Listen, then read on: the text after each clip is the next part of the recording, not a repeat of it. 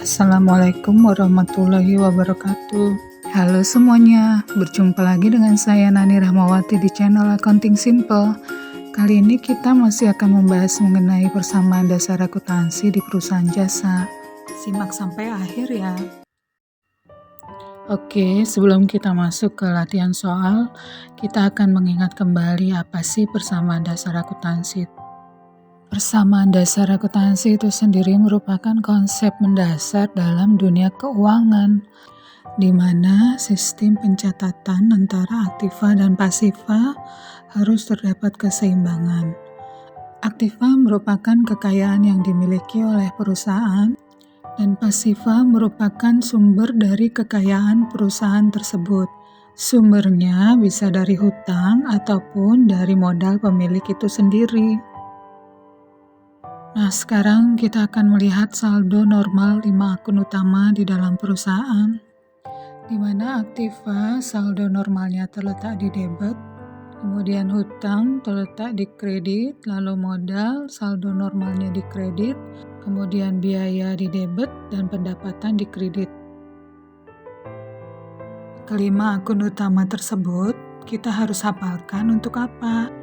Tentu saja untuk mempermudah penyelesaian latihan soal selanjutnya. Baik, kita akan latihan soal menyelesaikan persamaan dasar akuntansi dari sebuah bengkel. Transaksi yang terjadi di bulan Desember 2023 dari bengkel Berkah. Kita mulai di sini tanggal 2 Desember 2023.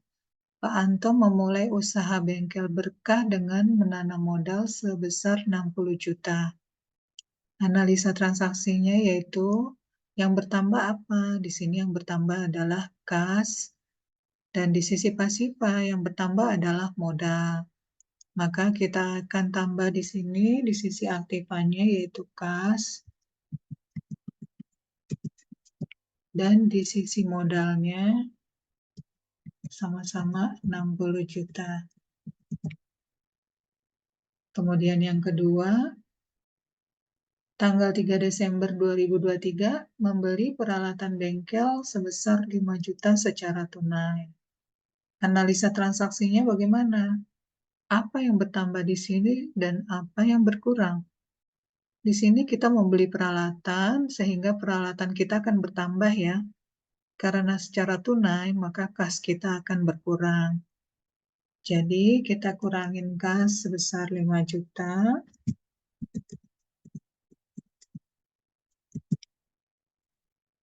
Kemudian peralatan kita tambah sebesar 5 juta.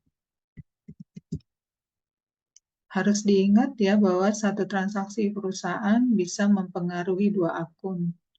Bisa keduanya di akun aktiva, bisa salah satunya ada di akun aktiva atau di akun pasiva. Kemudian kita lanjut tanggal 4 Desember, dibeli perlengkapan bengkel secara kredit sebesar 2 juta. Analisa transaksinya, apa yang bertambah di sini? Yang bertambah itu adalah perlengkapan.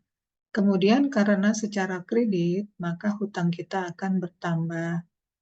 Jadi di sini perlengkapan kita tambah sebesar 2 juta.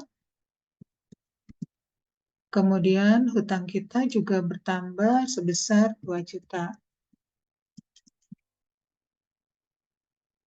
Oke, kita lanjut tanggal 5 Desember 2023 diterima upah atas servis mobil sebesar 500.000. Analisa transaksinya adalah apa yang bertambah di sini? Yang bertambah di sini adalah kas, kemudian modal juga bertambah ya, karena pendapatan itu akan menambah modal. Jadi kita tambah di sini 500.000, kemudian kita tambah modal di sini 500.000. Lanjut tanggal 6 Desember 2023, dibeli tunai peralatan bengkel sebesar 3 juta. Analisa transaksinya adalah apa yang bertambah di sini? Di bagian aktiva itu yang bertambah adalah peralatan, karena kita membeli peralatan. Karena secara tunai, maka kas kita akan berkurang ya. Jadi di sini kas kita berkurang sebesar 3 juta. Peralatan kita akan bertambah sebesar 3 juta.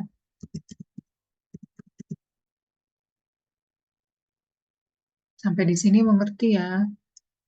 Kemudian tanggal 7 Desember dibeli peralatan bengkel secara kredit sebesar 5 juta.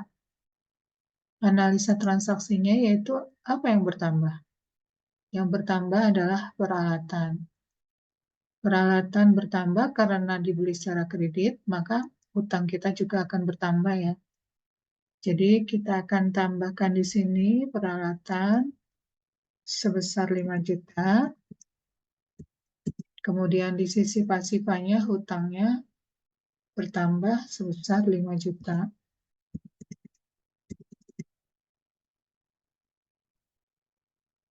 Oke, kita lanjut lagi di tanggal 8 Desember. Dibayar gaji karyawan sebesar 5 juta. Analisa transaksinya di sini apa yang bertambah?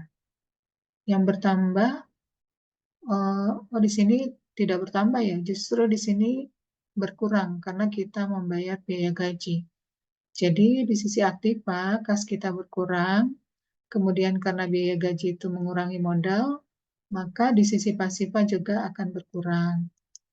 Di sini kita kurangin 5 juta di sisi kasnya, di kolom kas maksud saya.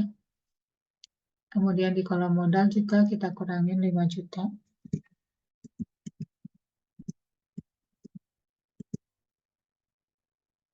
Selanjutnya di tanggal 9 Desember dibayar sewa ruangan sebesar 10 juta untuk 1 tahun.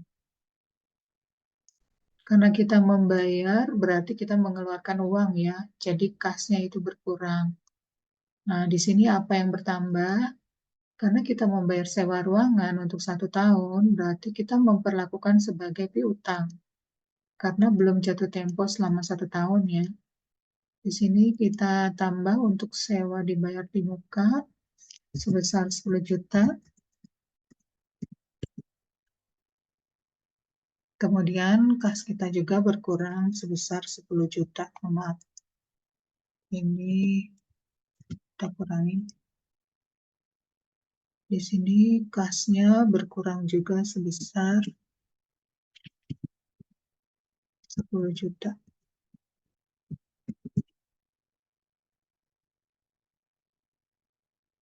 Oke, kita lanjut. Tanggal 10 Desember diterima pendapatan servis mobil sebesar 2 juta.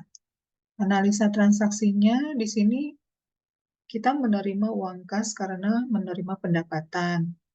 Nah, karena kita menerima pendapatan, berarti modal juga bertambah ya. Jadi di sisi aktiva, kas kita bertambah sebesar 2 juta.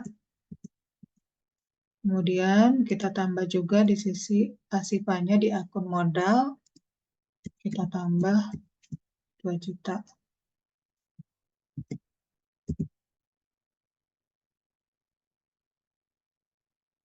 Oke, kita lanjut lagi di tanggal 11 Desember 2023, Pak Anto mengambil uang tunai untuk keperluan pribadi. Itu juga kita sebut dengan privo ya, keperluan pribadi. Di sini untuk keperluan pribadi itu kita perlakukan sama dengan biaya mengurangi modal ya. Jadi di sini kas kita berkurang, modal juga berkurang. Kas kita kurangi sebesar 1 juta. Kemudian modal juga kita kurangi sebesar 1 juta. Lanjut lagi di tanggal 12 Desember, menerima pendapatan jasa servis sebesar 2 juta. Analisa transaksinya, di sini kita menerima pendapatan, berarti kas kita bertambah. Karena pendapatan menambah modal, maka akun modal juga bertambah. Jadi di sini kita tambah untuk akun kasnya sebesar 2 juta, kemudian akun modalnya kita tambah juga sebesar 2 juta. Lalu yang terakhir, 14 Desember, membayar gaji pegawai sebesar 6 juta. Bagaimana analisa transaksinya? Kita membayar gaji berarti kas kita berkurang ya. Nah, karena biaya ini mengurangi modal, maka modal juga kita kurangi. Di sini kita kurangi 6 juta, lalu modal juga kita kurangi 6 juta.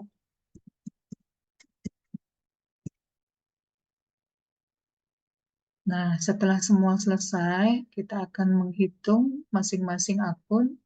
Untuk kas, jumlahnya itu 34.500.000. Kemudian untuk perlengkapan, jumlahnya itu sebesar 2 juta. Lalu sewa dibayar di muka atau sama juga dengan piutang sewa itu sebesar 10 juta. Kemudian total peralatan itu sebesar 13 juta. Jadi di sini sisi aktiva itu jumlahnya 59.500.000. Nah, di sisi pasiva itu terdapat 2 akun yaitu hutang dan modal. Itu jumlahnya juga 59.500.000. Jadi di sini kekayaan perusahaan itu terdiri dari kas, perlengkapan, piutang sewa dan peralatan berasal dari hutang dan modal pemilik. Sampai di sini semoga kalian mengerti ya. Saya akhiri. Wassalamualaikum warahmatullahi wabarakatuh. Apabila channel ini bermanfaat buat kalian, jangan lupa like, komen, dan subscribe.